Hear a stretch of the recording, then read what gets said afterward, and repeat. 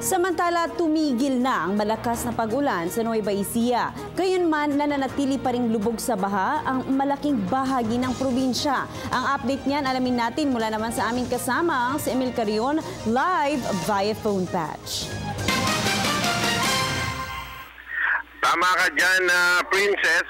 May mahigit 4 na oras nang tumigil ang ulan mula kaninang umaga, pero ilang minuto lang habang naka-standby report ay umuulan na naman ngayon dito sa bahagi ng boundary ng Jaén at ng San Isidro.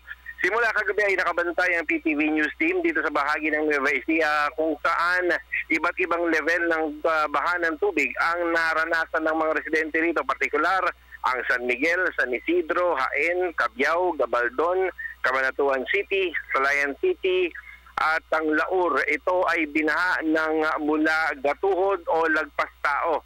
Batay sa panayam ng isang residente rito na si Mrs. Pascual dito sa San Isidro, ang mga inner barangays dito ay lagpas tao ang tubig baha na kanilang nararanasan. Itong San Isidro Bridge na dinadaanan ng Pampanga River ay napakalakas ng agos ng tubig kahapon, pero kanina umaga humihina na. Dito naman sa boundary ng San Isidro at Jaén ay napakahaba ng pila ng mga stranded na sasakyan. Kabilaan ito.